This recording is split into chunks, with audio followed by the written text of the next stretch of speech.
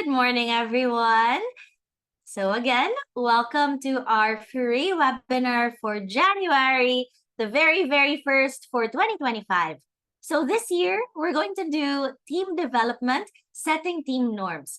As you noticed, di ba last year, HR Spotlight tayo. So we'll still do HR Spotlight because I know a lot of us are HR practitioners, HR professionals. But we will add in some team development and personal development sessions throughout the year so we can also cater to people who may not be in HR but who are leading teams, managing people, or even just managing your own careers and growing as professionals. So let's talk about setting team norms today. It's the new year. And with every new year, we have a new chance to create a better team environment for our organizations. Let me introduce myself, especially for the people who have just joined us for this month. You can call me Elisha. I'm a management consultant and I specialize in culture transformation, leadership development, and diversity, equity, and inclusion. I work with different organizations, not just here in the Philippines, but also internationally, especially with multinationals that have different offices in different parts of the world. So that's something I love to do because I get to see the diversity of cultures and people in these organizations. When it comes to setting team norms, I've done this for a bunch of different clients, in person, virtual, different modalities as well. What I'm showing here on the slide is just an example of a session on setting team norms that I did with a client in person. As you can see, madaming Manila paper, maraming small papers, because setting team norms is such a participatory kind of process. So we make sure that we get ideas from the different team members, and we also make sure that we align it with organizational standards like the mission or the vision. So that's just an example of where I'm pulling from if we think about the insights that I'm going to share with you this morning. So with that, everyone, that's the quick intro on me. I'd love to get to know more of you. Like what I said earlier, maraming familiar names kasi magkakasama kami once every month. So for the new ones here, I'm going to try to remember your names now. So if I see you next month, we can say hi. All right. So with that, let's jump right in and discuss setting team norms. So for all of you, I have a quick question. What are some examples of challenges that members experience in a team? So type one word or one phrase in the chat. Let's see what examples you can come up with in terms of challenges. Yes, different work styles, definitely, because people are different, diba? Even people with the same background, same college course, same, ano ba, same ng grade school, high school, they can have different styles and preferences. So good. Finding commonalities can be challenging. Miscommunication, classic, diba? Even in our groups that are outside of work, pwede rin magka-miscommunication. New tasks can be challenging to manage. Having common principles, yes. Differences in attitude, personalities, ideas, work ethics. Differences in abilities, yes, that's very true as well. Unfamiliarity with each other, yes, especially in this day and age where we know that people switch jobs or switch roles quite often.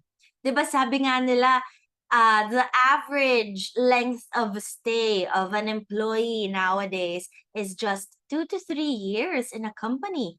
So we can really see that we change teammates quite regularly. Yes, work locations as well. May iba hybrid. Some team members might be in person, some might be online. How do you include everyone? That's great. Poor leadership as well. Sometimes leaders don't know how to manage the differences. Differences in workload, beliefs, generations, resistance to change, lack of trust. Yes, so everyone, thank you so much for thinking through the challenges that teams face. If we think about all of these, they're very big, meaty, difficult to address. These are the kinds of challenges that really take up space for leaders and HR people. But if we set team norms, doing that is one of the foundational steps that we can take so we can start to address these challenges. That's what we're going to talk about in our session for today. Number one, let's talk about what are team norms in the first place. So, define natin yan and what makes it unique as a practice to set team norms. Number two, let's talk about why are norms important for high-performing teams. What makes it something special that adds to the way that the team works together? And then, of course, number three, let's talk about how we can set those norms. I have some tips that I can share with you so that hopefully these are actionable strategies you can apply in your own teams at work. So, with that, let's get ready. Let's start with the very first objective. Let's define team norms. So, let me read the definition here.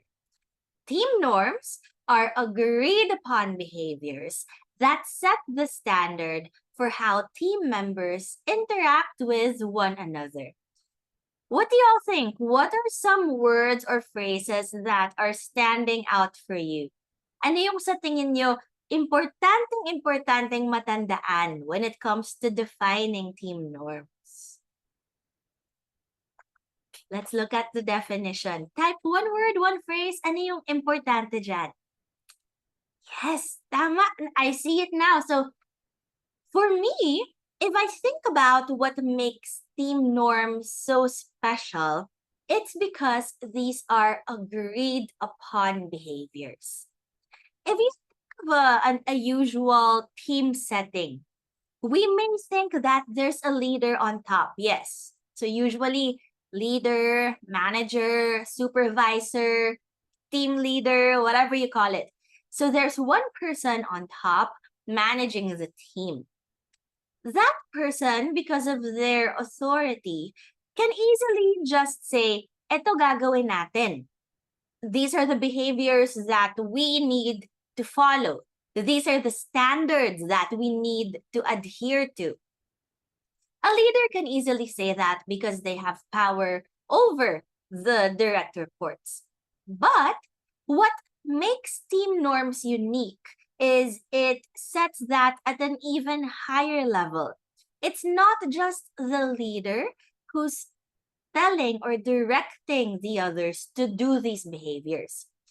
When we set team norms, everyone in the team agrees that these are the right behaviors that will be most impactful for the team. Everyone agrees that these are important to set the standards of how we will interact with each other. If we think of norms, these are reinforced and praised by the very people in the group. Given that, it can be intentional or unintentional. So let me ask you, for example, can you give me what are some cultural norms in our Filipino culture that are so embedded in the way that we do things every day? So can you type in the chat? Anong examples yung mga behaviors na Pinoy? Yung talagang alam nating lahat na ginagawa natin yan as Filipinos. Okay, pakikisama. Being late. Actually, no? Sige, ano pa? Ano pang example of behaviors? Can you think of very, very specific ones? Yan, may mga, so the things that you're giving me in the chat, these are correct, diba? Like hospitality, hardworking. But pwede pa siya maging mas specific. Because if we think about a hospitality, for example, try to ask yourself, what behaviors or actions will show hospitality? So, di ba, ang pwedeng specific behavior that shows hospitality is making sure that guests eat before they leave, or packing to-go boxes for your guests so that they have baon when they leave, di ba? So yes, blessed sa elders, that's a very tangible, very specific behavior.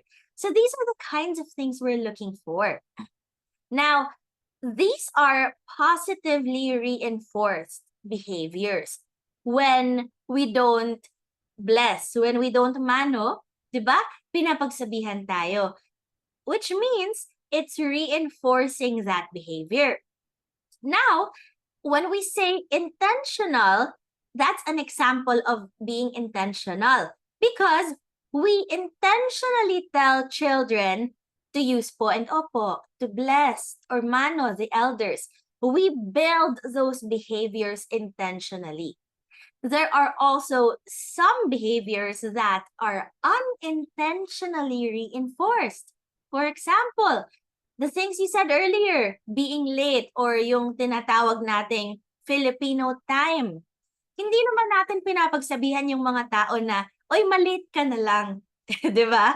Hindi natin ginagawa yun. But because we don't actually punish people for being late all the time, that behavior becomes embedded. We start thinking, ay, okay na pala malate. Tanggap na pala yung Filipino time kasi nga lahat naman tayo late, di ba? So then it becomes unintentionally part of the culture. Think about team norms in that way. There are behaviors that we intentionally build, meaning we actually tell people that this is how you will behave, but there are also behaviors that may be unintentionally reinforced because we don't do anything about it and just let it become part of our system. So that's what we mean by team norms. People agree that these are important and it becomes embedded in the way the people behave. Now, the thing about team norms is we have to explicitly agree on what would be beneficial for the team. We have to identify what are the priority behaviors that will be useful for our team at its current state. Again, intentionality is very important because sometimes there may be unhealthy behaviors that could be embedded as a norm, even if they're not helping our teams. So again, kailangan agreed upon and intentional yung pag-form natin ng mga norms natin. When we form these team norms, they become part of individual habits. That's the goal here. The goal is when we explicitly define what those behaviors are, individuals in the team should start practicing that. Individuals in the team should intentionally try to build these behaviors into the way they do things. When we've reached that point that individuals are behaving in that way, sometimes even without reminders, then we know that they've become habits. For example, in our Filipino culture, when we think about mano, nagmamano sa elders or bless, for some people, that's already part of their habit. When they see the lolo or the lola, they just immediately do it. So then it has become an individual habit of that person. So again, the goal is once we define the norms, they have to be reinforced intentionally so they become habits of individuals in the team.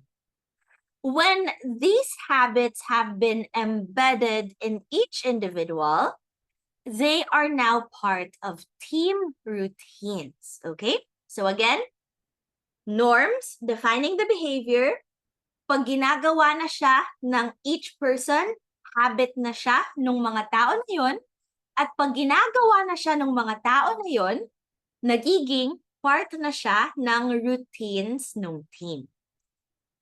Routines are norms that are performed as part of the team's regular procedure. So sometimes we call it SOP, diba? Standard Operating Procedures. When the habits have been so embedded, it just becomes part of how the team reacts, how the team works together. That's just the way they work. So that's the goal. If we really practice and develop these behaviors, they just become part of the culture of the team because it's routine. Okay? So everyone, that's what we can use to think about team norms. So think through those definitions and what makes it special, what makes it different from just a leader giving directions or giving instructions on how to behave. So now that we've talked about what team norms are, let's go into why these are important. What I'm going to do is I'm going to give you examples of 2 studies that show the importance of team norms. When we talk about team norms with people in our organization, it's good if we have data to back it up. So that's the reason I'm giving you the research so that you can use it as basis for when you share this with other people in your organizations. So first up, setting team norms, it has impact on performance. This study, if you want to look it up, I put the source here in the bottom. So this study is actually a meta-analysis. Anong ibig sabihin ng meta-analysis? Ang meta-analysis, it simply means that the researchers looked at a lot of other studies that have already been done in the past. They tried to systematically analyze these studies to see if we can form some conclusions that have great statistical power through that volume of study. So basically, tinitingnan natin yung mga maraming studies na nagawa na in the past para malaman natin kung may matututunan ba tayo doon? May common ba silang sinasabi that will give us a clue on what might be a good theory or a good concept to really apply in our organizations? So that's what this study did. What they found was teams with clearly defined norms outperformed others by around 42%. The research that they reviewed, they compared different teams. Some teams had norms set, some teams didn't. And the ones that had set their norms, they constantly performed better compared to the ones with no norms. So how did these teams perform better? One of the factors was communication. In the teams that had norms around communication, they were 36% more efficient when it comes to talking to each other. And the frequency of misunderstandings, it was significantly lower compared with teams that didn't have norms. So ang sinasabi dito is, yung mga teams na nagsabi na ganito tayo magbe-behave when we communicate with each other, they actually had lesser misunderstandings, mas konti yung pag-aaway nila, and mas aligned sila when it comes to talking to each other, coordinating with each other.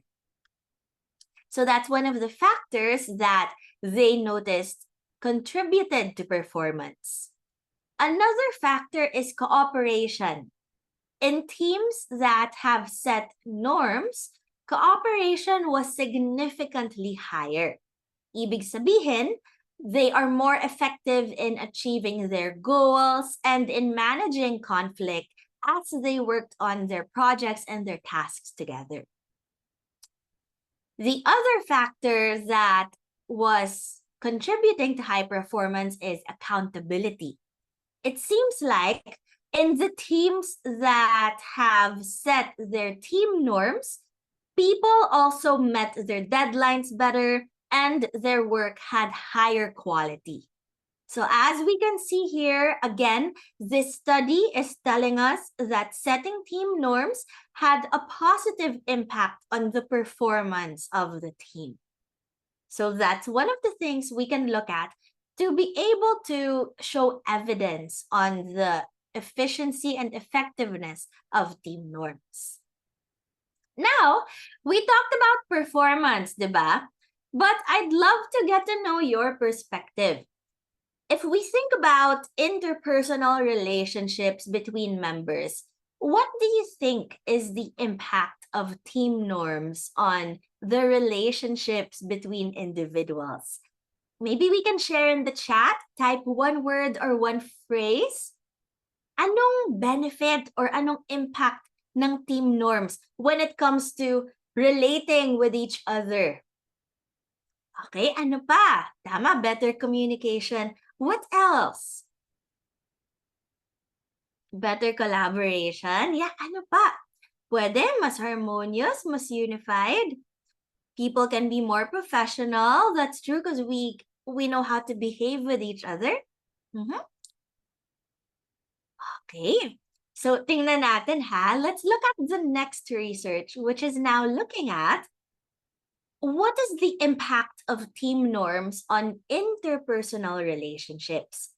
So this research, again, if you want to look it up and read it for yourself, I have the source here in the bottom. So in this one, the researchers surveyed 1,250 individuals from 150 teams in different industries. So very diverse pool of participants. What they found was trust. So trust is the biggest factor that set apart the teams with norms and without norms. In teams that were able to set their norms, trust is higher by 50%. They measured trust by looking at how individuals viewed each other's reliability, honesty, and competence. Meaning, they asked the participants how they would rate the people in their team. So for example, from 1 to 5, 1 being least reliable to 5 being very reliable, where would you put your teammates on that range? So these are the kinds of questions they would ask. What they found was in teams that had norms, the individuals constantly said that their team members are more reliable, more honest, and more competent. Kaya mas nagtitiwala sila and mas nakakapag-work better sila with their teammates. This kind of environment, it fostered creativity, and they were able to tangibly measure that. So they said that the innovation output for teams that had norms, it was 34% higher compared to teams without norms. So what they did was they were able to put a quantitative measure to creativity by looking at innovation output. They defined innovation output as having ideas generated, patents created, or maybe even product features or service features that are new. So these are ways that they used to be able to tangibly measure creativity. Kasi mahirap nga naman yun i-measure objectively, diba? So what they found was in teams that trusted each other better, they were also more creative and they had higher innovative outputs. So what we're saying here is setting team norms, it doesn't just contribute to productivity, it doesn't just contribute to high performance, it actually contributes to creating a better, healthier, more psychologically safe kind of environment in the team. According to these studies, though, team norms are more effectively followed if they are established very early on in the team's relationship. So again, let me repeat that. Sabi ng studies, very useful ang pagset ng team norms. But they become even more useful and more effective if they are set as early as possible. Dapat pinapag-usapan na siya as early as possible to give the team a higher chance of embedding those behaviors. So now, it will be useful to look at the stages of team development. If we say that we have to set norms as early as possible, ano ba yung early? Ano yung stages na yun? So let's look at Tuckman's stages of team development. This is a model created by Bruce Tuckman, and it's one of the classic models of team development out there.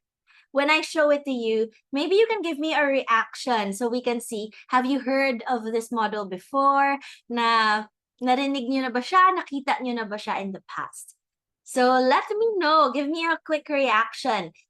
Tuckman's model is saying that there are 5 stages: forming, storming, norming, performing, and adjourning. So give me a reaction button. Let's see. Na-encounter na ba natin to in the past? Okay, I see some reactions. Actually, if you've seen this in the past, most likely what you know of will be 4 stages. Yung forming, storming, norming, and performing. In the recent years, when people have tried to replicate and improve the study, that's when they added the 5th stage or yung adjourning. So kung 4 lang yung alam nyo, okay lang yun. That's because the 5th stage is a little bit newer in the research. All right.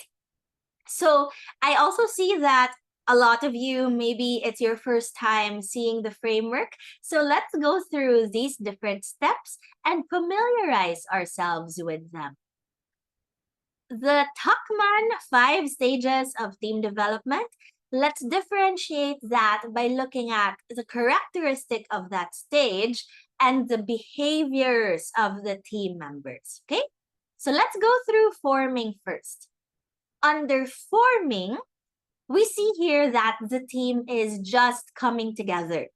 So, ibig sabihin, forming nga, di ba? Ayan. So, nagsisimula pa lang. Members are still learning about the task and learning about each other. So, maybe you don't know yet or fully understand yet what the project is, and you don't fully understand yet what each person's role will be in that project. Because of that, the behaviors could be that people are overly polite, people are observant, so maybe a little bit more quiet, just looking at how the others are reacting around them. People could also be more cautious, so mas mahiyain, mas hindi pa nagsasalita, because people are still warming up to each other. That's the forming stage of team development. Next is the storming stage. Under storming, this is when conflicts begin to arise. The differences in styles, ideas, personalities, they start to become visible as people are actively working on the project or the task given to the team. In terms of behaviors, people are more open to challenging each other, challenging their leaders or the authority figure in the team. So maybe more questions, more discussions, and from time to time, baka mas may inisan, konting sigawan, That's what happens in the storming stage. In the norming stage, this is when the team starts establishing norms. How do we behave? What are our ground rules for each other? They begin to develop cohesion and they begin to agree on roles and responsibilities for each member.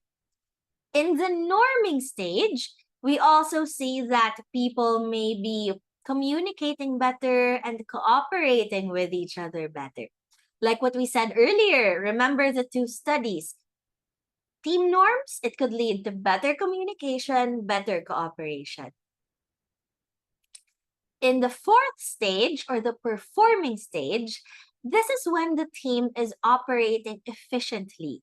They are focused on their goals. Most likely, they've had some quick wins already. May natapos na, may nagawa na. That's why they're motivated to perform. In terms of behaviors, we can see that people are highly collaborative, members are empowered to be autonomous, meaning they can work individually on their own tasks, but they can also cooperate and collaborate when it comes to working with other team members. And again, people are motivated because now they are focused on what they need to do to succeed. And then the last stage is the adjourning stage. Like what I said earlier, in teams nowadays, people are moving around frequently. Projects are also changing frequently, which means that the adjourning stage could be something that's more and more common in the teams that we have now. In the adjourning stage, this is when the team disbands after completing the goals. So they're preparing to move on, preparing to stop being a team, at least for that project. So when it comes to behaviors, it could either inspire a sense of pride if the project is successful, or it could lead to a sense of sadness, a sense of resentment if the project was unsuccessful. These are the 5 stages of team development according to the model of Bruce Tuckman. Now, I'm going to ask all of you. Let me know in the chat. So just type as fast as you can. Which stage do you think is the hardest to navigate? Out of the 5 stages, what do you think is the hardest one for employees and even leaders? Let's see. Anong pinakamalaking vote ng mga tao dito, okay? So far, a lot of people are saying storming, may ibang forming, may iba ding adjourning. Okay, all right. So, ready to reveal? According to a lot of the research and even Bruce Tuckman's research, ang pinakamahirap daw for most people is storming. So a lot of you are correct. If we think about storming, it could involve a lot of strong emotions. It's emotionally complex, coupled with uncertainty. Hindi nyo na nga naiintindihan yung project, iba-iba pa kayo ng ideas, iba-iba pa kayo ng personality, and each person, most likely, ito na yung part na nasa-stress na tayo. Malapit na yung deadline. Mababa na yung sales. So, diba, these are things that would elicit very strong emotional reactions from each individual person. And that's why it's highly likely that storming is the most difficult one for leaders. The thing is, though, we need to get through storming so that people understand better what behaviors they need to reinforce. So let me repeat that. When we get through the storming stage, we realize what behaviors are important. Kasi nga, pag nag-away-away na tayo, that's when we see, ito pala yung ayaw na natin mangyari in the future. That's why we can identify better what behaviors we need to embed and create team norms about. The thing is, hindi lang yun yung ginagawa ng storming stage. So again, we said that a storming team would most likely be able to identify what behaviors they would need to improve on, and they can incorporate that in norming. But the other way works as well. A team that has norms can get through storming in a healthier, more manageable way. Let me repeat that. The arrow can also go the other direction. If a team already has established norms, then most likely those norms can help them get through the storming stage with maybe a lesser degree of fighting or better communication skills to help them solve their miscommunication and misunderstandings. So this is one of the critiques of Tuckman's model. According to some research, it's not always possible for a team to follow this linear kind of progression.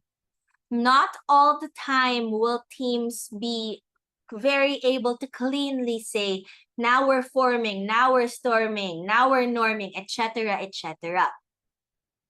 So in a way, this model is an oversimplification of what real life team dynamics could look like.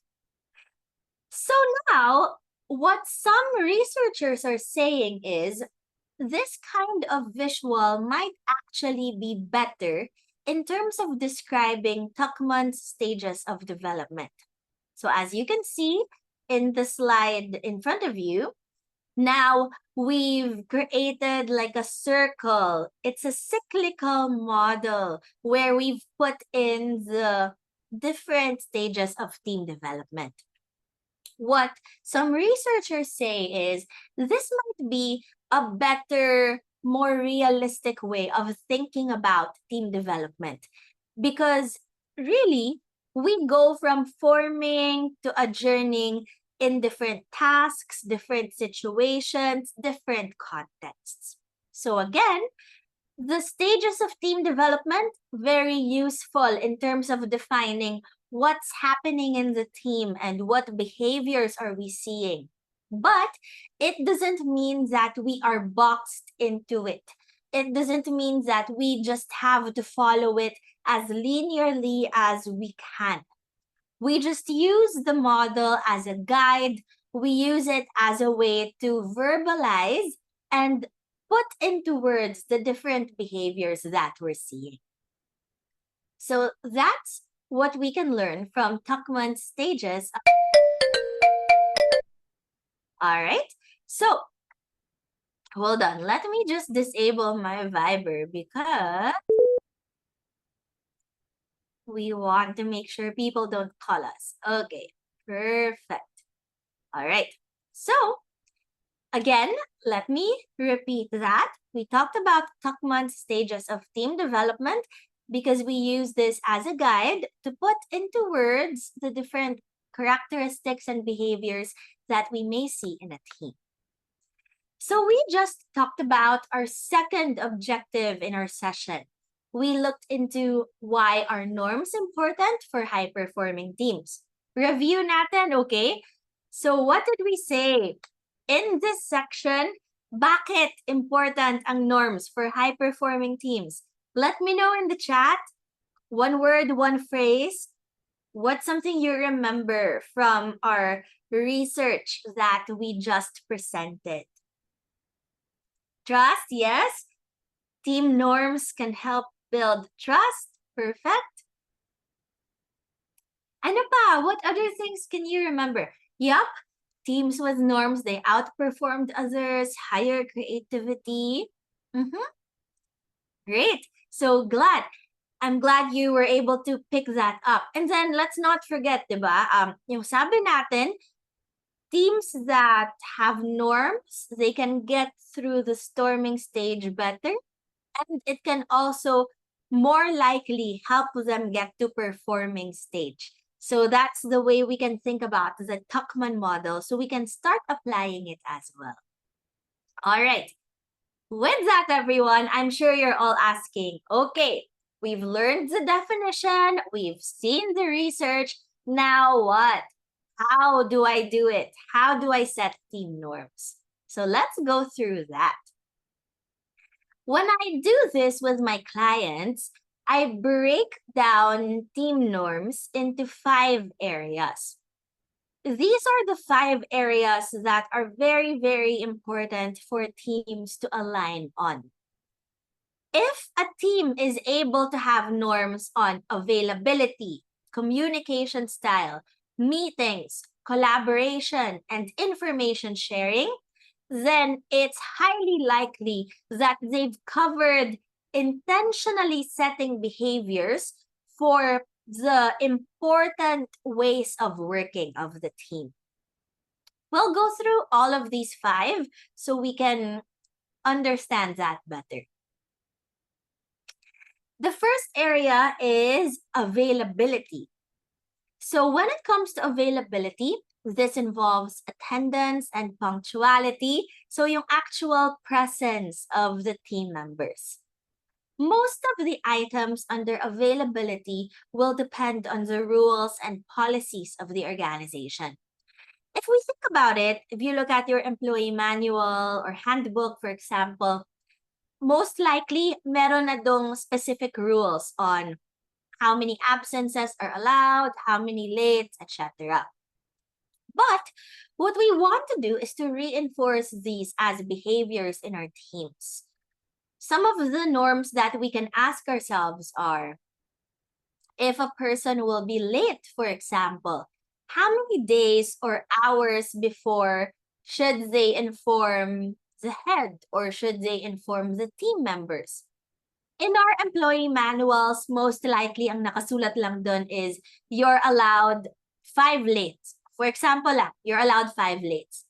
But you want to take that further as a team and be able to say, if you're going to be late, how many hours notice would be fair to your teammates and to your managers? So maybe that's something you can think about.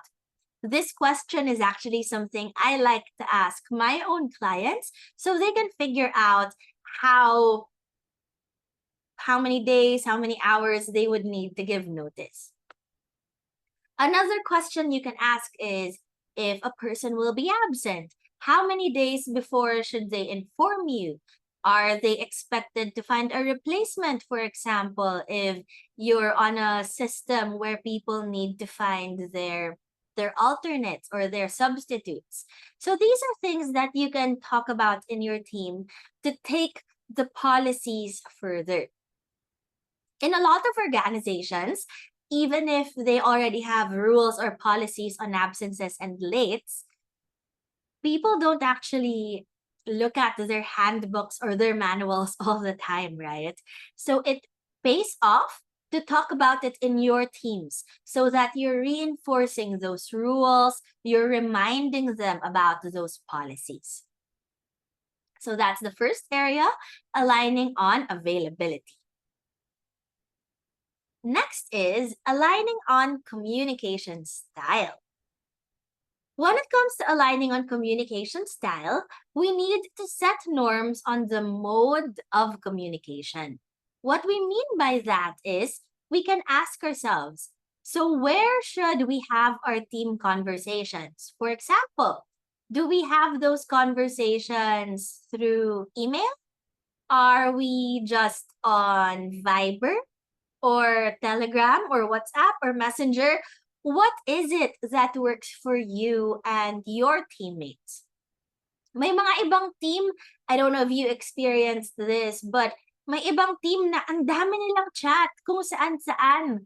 And so what happens is people don't even know what to check anymore kasi kalat-kalat yung information.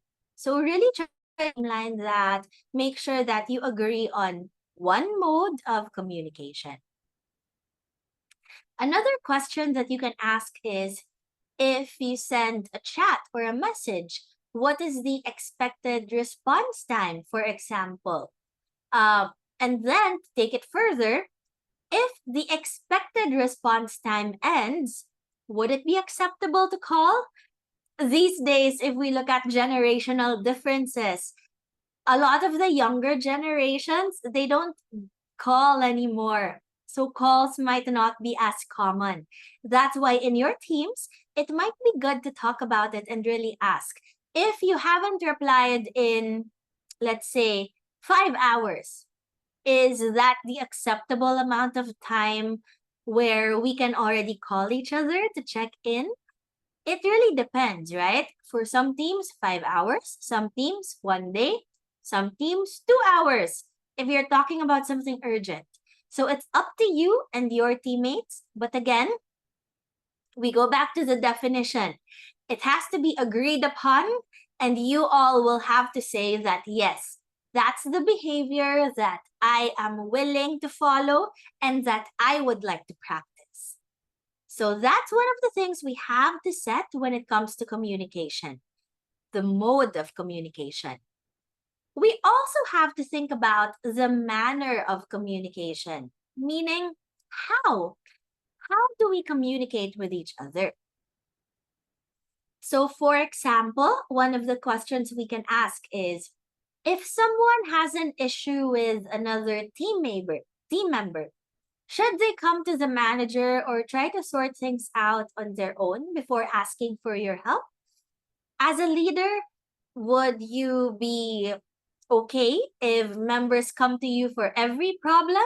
Or would you rather they have another buddy or have another person in the team that they would ask for guidance first? So that's something you can set with your teammates. Another question to ask: if the team starts gossiping or talking about someone behind their back, what should we do to remind ourselves that this is not healthy team behavior? Maybe you can set a team norm around that. So, for example, I've had a team in the past where one of the norms they set is, if we start talking about someone's personal life and they are not present in the table, we will give 5 pesos to our gossip jar. So meron silang parang piggy bank in their office. And then their commitment is they do not talk to people. They do not talk about people's personal lives when they're not in the room. And if they do, hulog sila ng 5 pesos in the jar. So that's just something that they did to start preventing gossip or talking behind people's back. Again, think about what would apply to your own team.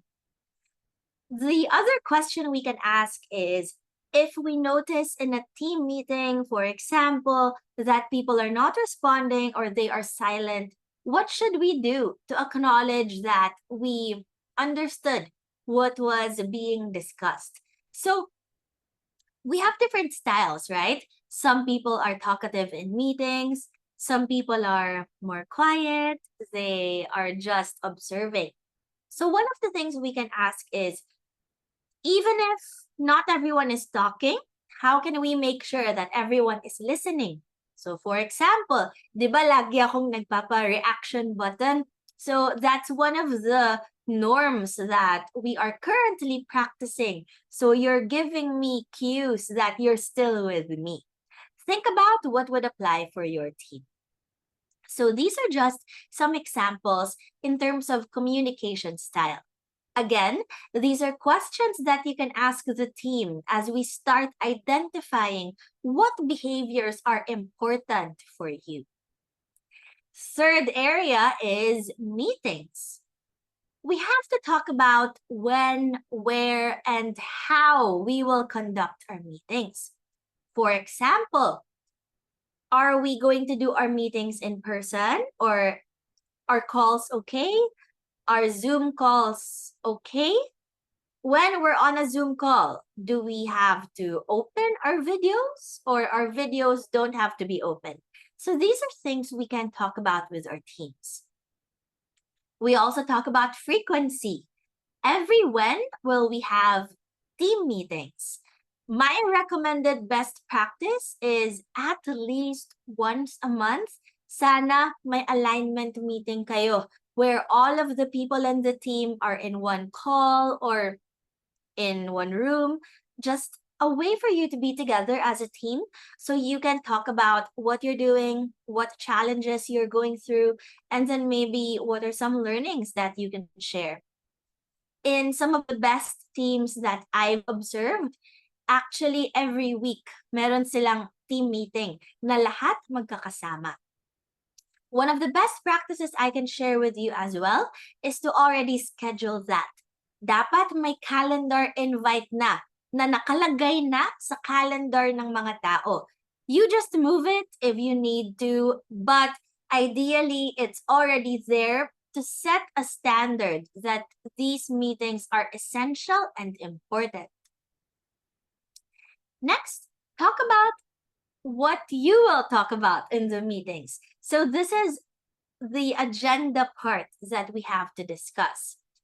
When it comes to meetings, especially frequently occurring team meetings, it's good to have an agenda that you will use as a template. Of course, the topics under that agenda would change, but the basic flow gives you structure. So what I have here is I have a suggested team meeting agenda for all of you. This is, again, just a suggestion on a flow that will help make the meeting more open for communication and also make sure that you get to share the information that you need to share. So some of the best meetings, I think, start with a check-in, or some people say kamustahan, whatever that might be. It could just be 5 minutes asking each other, how was your weekend? Or what plans do you have for this week? So just something quick to get people to warm up in talking to each other. Next, assign meeting roles. Pick a note taker and a timekeeper. Ideally, there's one person in the team who's taking note of action items and decision points, and another person who's keeping time. Meaning, if our meeting is from 11 to 12 noon, the timekeeper will just constantly give reminders like, hey, we're 30 minutes into the meeting. Are we sure that we can finish everything we need to finish? Or when it's 5 minutes before the meeting ends, maybe the timekeeper can say, we have 5 minutes left. Let's get to wrap up and let's go to the last part where we review action items. So that's the role of the timekeeper. My suggestion is rotate roles. Hindi naman dapat na isang tao lang yung note taker or isang tao lang yung timekeeper forever and ever. This is a good opportunity and practice for everyone to experience that. So mag-divide kayo ng roles and mag-exchange ng roles when possible. The third part of an effective meeting is talking about learnings from the past month or the past week. So as you do updates on your project, already talk about what did you learn from these. Of course, updates are important as well, but some things that I see a lot of teams do is they jump right into updates and forget about learnings.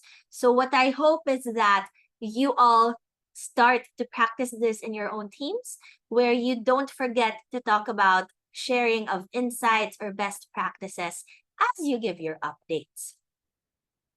And then, of course, we also have to ask, what support or help do people need from the leader or the manager or the supervisor? And what support can people give as colleagues or as peers? Let's use these updates so we can support each other, provide the help or the expertise that are needed. And then, of course, to end the meeting, we have to be able to set a common goal or set a common direction. So let's look at what are the things that we need to look forward to in the next month or the next week. What are the big projects or big tasks that have to be finished or accomplished by that time period? Again, we end the meeting by putting everyone in the same direction so that we are using it in the best way possible to create alignment. Okay? So everyone, this is just a very quick example of a suggested agenda that you can use. This is a flow or a basic structure so that your norm when you go into meeting will have this kind of openness and this kind of information sharing. So that's the third area on communication. Now let's go to collaboration, which is the fourth area that's very essential for teams to align on.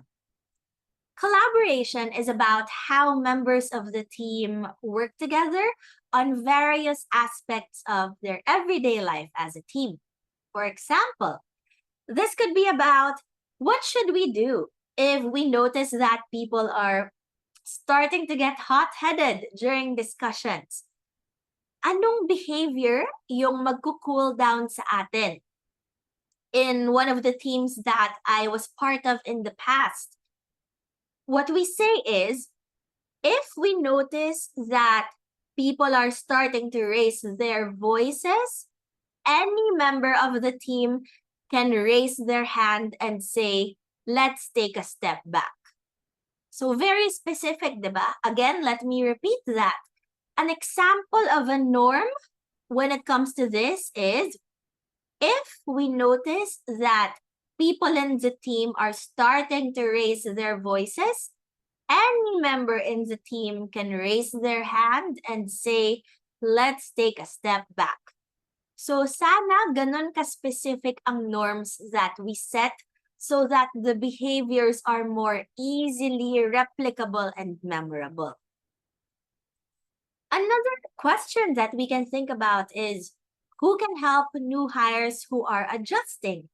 Is it part of your norms to have an onboarding buddy, for example? So what are these practices that you are going to do in your teams? And then, of course, we also ask, how do we ensure that safety and cleanliness guidelines are met? This is very important, especially for companies in like manufacturing industries, FMCGs. Safety, cleanliness, that's something you think about a lot. So you can ask, like, what times do we have to clean the facility, or who does that and by when? Do we have to clean our offices, our tables, and our desks? How do we make sure that we leave meeting spaces or common areas as clean and safe as possible? So these are things that can improve collaboration. That's why we have to also think about them when we set norms. Okay, so these are again examples of questions that we can ask to talk about how we collaborate, how we cooperate with each other. And then the last area is aligning on information. This is about how information is stored and how information spreads in the group. Some of the norms we can set are, where will we store the information? Parang sa communication kanina, di ba? We asked, where will we communicate?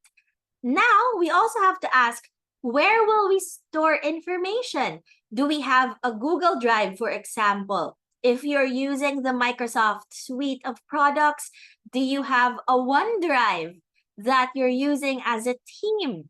Do you have a SharePoint folder? Whatever that might be, you have to agree on where is the master source of truth. Where is the master source of information that all of us know to check if we're looking for something? You can also ask what kind of information should be shared with the team and what should be shared privately. So for example, maybe you can say, if we are talking about an individual project, then the manager will schedule a one-on-one with the specific team member. So these are just some examples of specific behaviors that you can adhere to and use as a standard. All right. So we just talked about the 5 areas that are most important for teams to align on. And under each area, we looked at sample questions you can use as prompts so that you can start forming your norms. To help integrate all of that, I just have some best practices that I'm going to share with you. First, be clear when defining those desired behaviors and routines. Something to help with being clear is by documenting things. So write it down. Write the norms that your team will form. Post that in an area where everyone will see. Is there a bulletin board, for example? Or maybe you have a common site. Or in your Viber channel or Telegram channel or Messenger, you can pin it as a message para lagi siyang nakikita. Just any way for it to be as easily accessible as possible. You can also use your team meetings as an opportunity to clarify those norms. Dapat lagi siyang pinapag-usapan. Dapat lagi siyang nabibring up para maalala siya ng mga tao. Another best practice is to be transparent in terms of expectations. You can show how these norms are connected to performance management. If you have an annual review, for example, you should explain to employees how the norms will factor into their reviews. Are you observing how they perform the norms? Is that part of the feedback that you will give to them in their performance evaluation? And then, of course, the last best practice I have to share with you is to do constant feedback and coaching on the expected behaviors and routines. Always have ways to reinforce that. If you can, do one-on-ones with the team members so that you can remind them about how they are following the norms. Even if you're not the manager, for example, you can have quick conversations, quick one-on-ones with your peers so you can remind each other. You can be each other's accountability buddies, for example, so you can help each other follow these norms. These are just some of the best practices that will help you as you embed these norms so they can become habits and eventually become routines. So now, everyone, question for all of you para ma-synthesize natin further yung critical areas. Which of the 5 areas to align on is the most critical for your own team right now? So type in the chat. Feel free to type the word or the number. Nandyan 1 to 5 or the words. Which one do you think is most important for your team to set some norms on? Okay, let's see here. So far, parang collaboration, communication are the areas that are popping up. May konting meetings, yes. It could also be depending on industry, right? I know, for example, for my clients that have a lot of like deployed people who are not necessarily full-time employees, number 1 is always important for them. So I have a client that they handle deployed nurses, for example. So very important sa kanila yung availability. I have a client in the marketing space. So for them, collaboration is what's most important. And also number 5, information, because they themselves have a lot of other clients. So they need to be very organized on how they are sharing information with their own clients. Great. So I ask you all this question because I think it's important to start applying these with your teams. My challenge for you is, now that you've identified which area is most important for your team, later on when we post the recording, balikan nyo yung slide.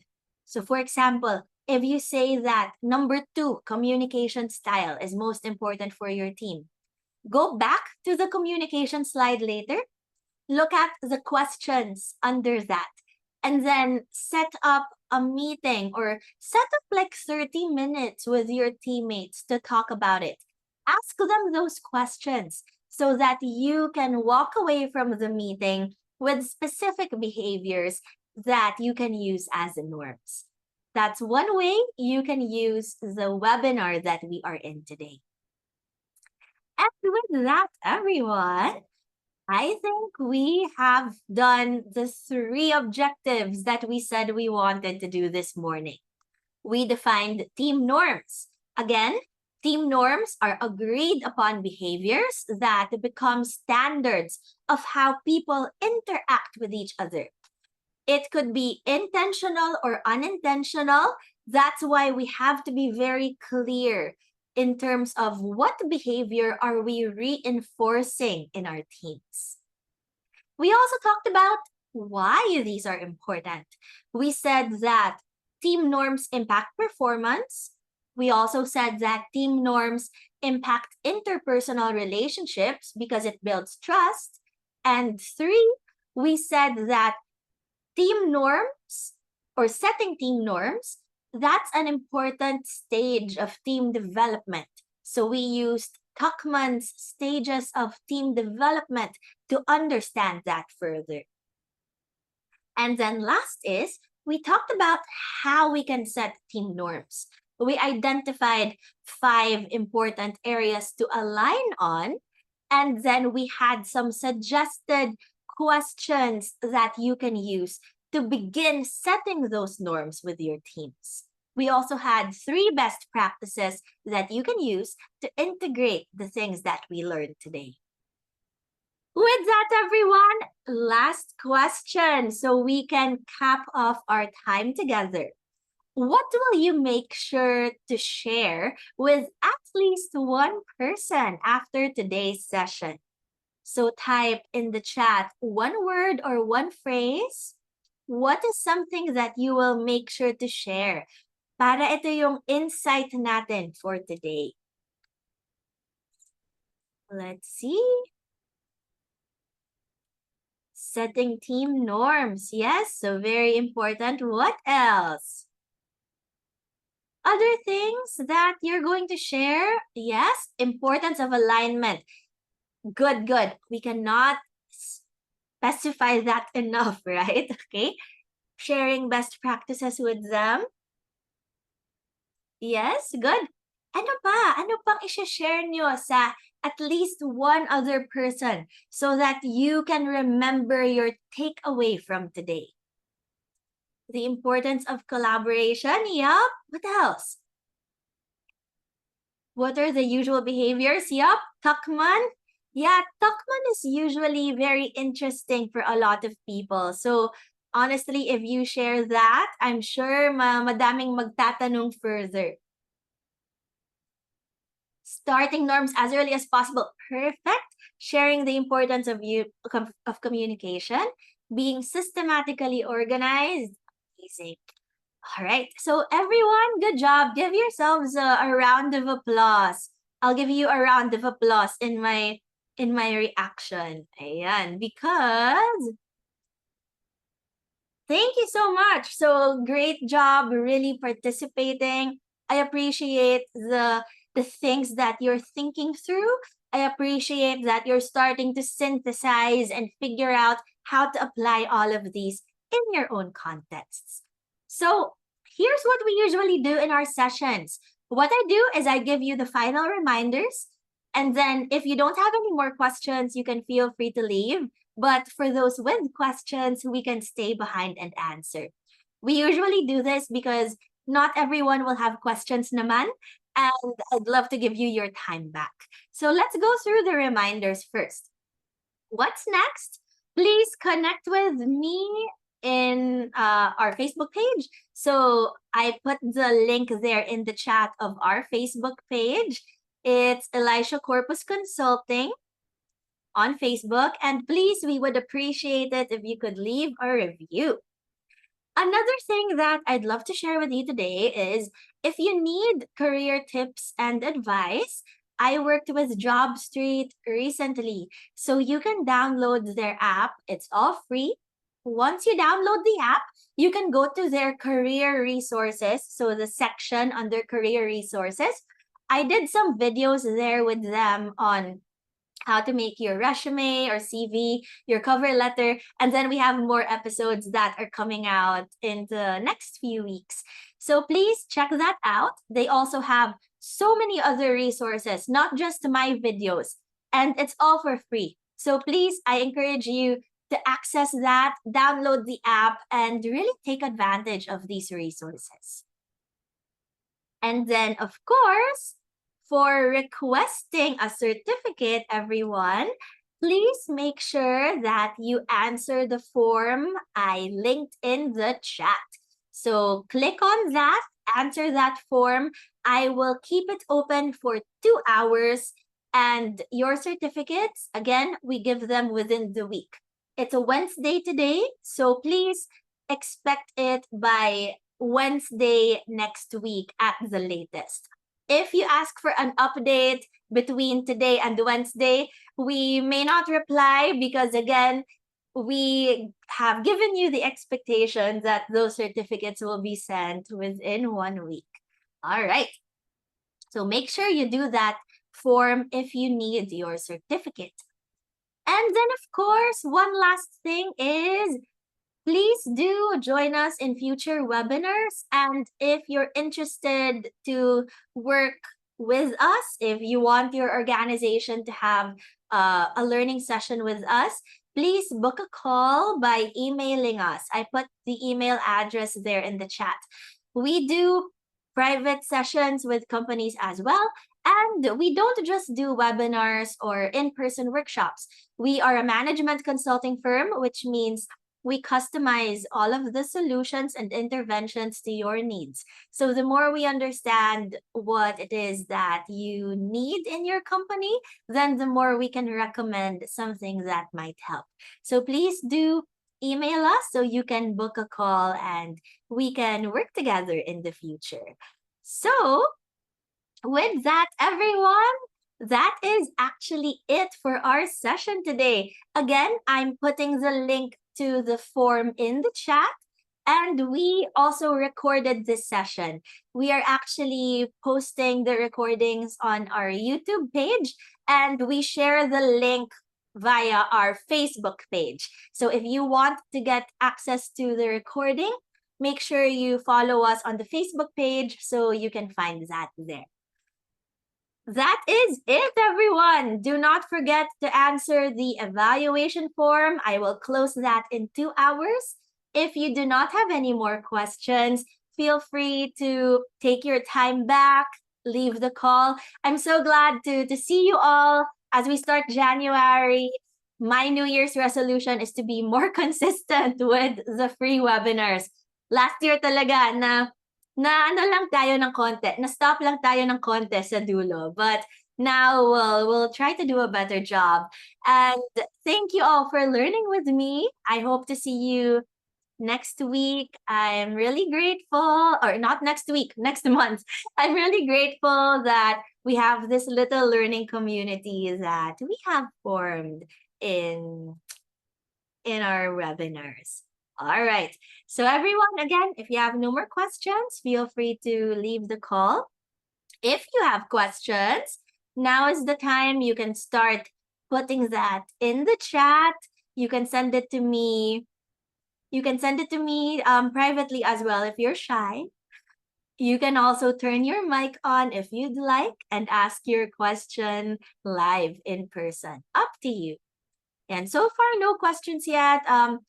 Just a question about a copy of the recording. So yes, we'll put the recording on the page so you can get that shareable link. All right. No questions so far. Let's wait a little bit just in case there are questions. And then again, if you don't have any more questions, feel free to drop off the call. All right, so there's a question that I got privately.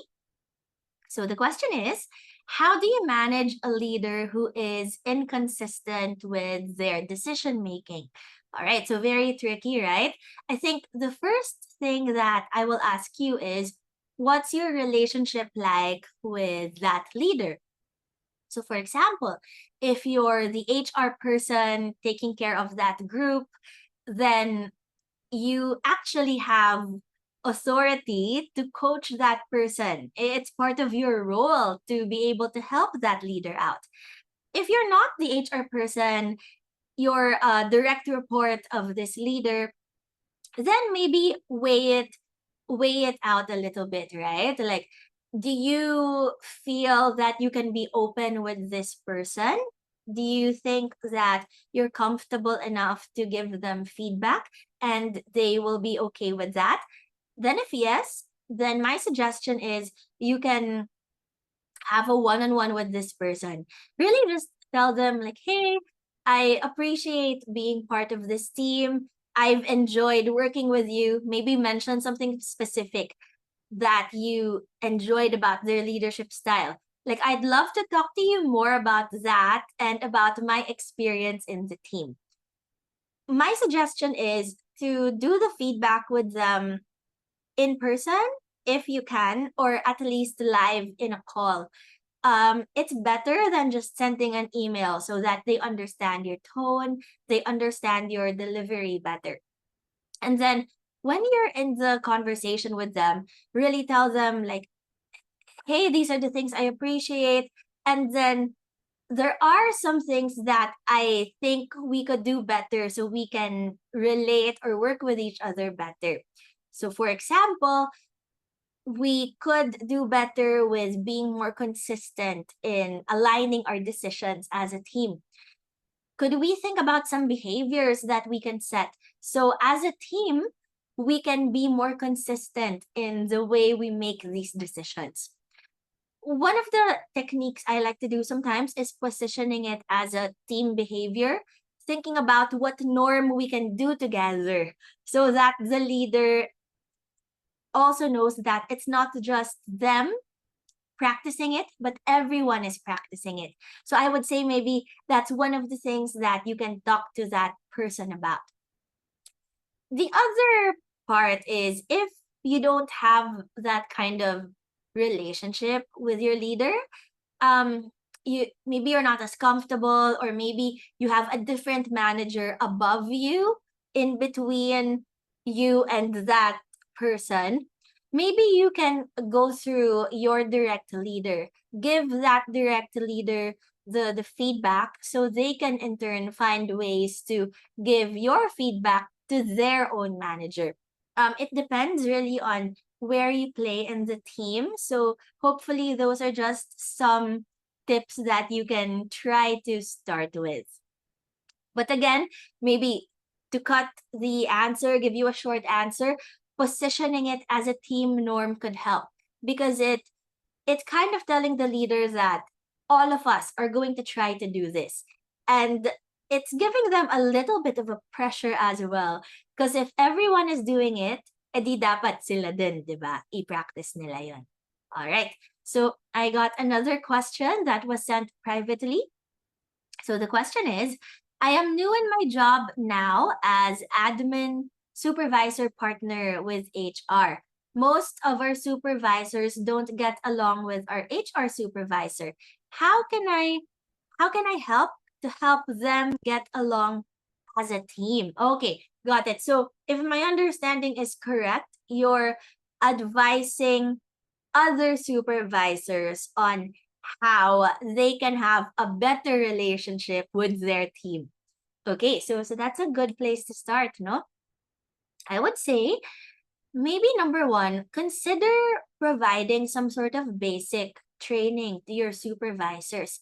I see this in a lot of companies where people become supervisors, but they're not equipped with the unique leadership skills that are needed for someone who's a team leader or a manager or a supervisor. So maybe think about that. How are we giving them the resources that they need to build that capability?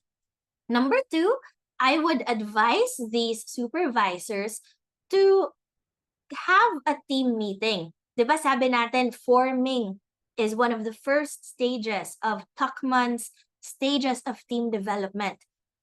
Siguro dapat they have a forming session with their team.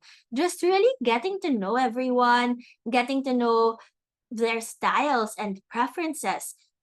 My suggestion is provide the supervisors with some basic questions they can ask. For example, what are your names? What do you like to do outside of work? What are some hobbies that you have? What's your working style? Are you more shy in meetings? Are you someone who is comfortable talking and doing presentations? How do you work? Do you like to do things independently first and then work with others? Do you like brainstorming with the team first and then working alone? So these are things that they can discuss in that forming meeting. Siguro, even with just that, they could start to relate with their team members person to person, and hopefully it'll help. So again, to summarize, two things. Number one, a more long-term solution could be providing some sort of manager supervisor training to get the fundamental skills in place. And then number two, suggest to them that they could have a forming meeting with their teams where they just get to know each other, get to know their unique styles and preferences. So great. Thank you so much for that question. Another question is, so any tips on how to manage the okay. So let me read the question. So any tips on how to manage the playlists of the members of the team? Usually the first one who arrives gets to use the speaker. I'd like to set a norm on it, but at a loss at how to start without alienating anyone. So this is related to respecting individual preferences. Oh, that's great. It sounds like you have a fun little practice that you're going to do there.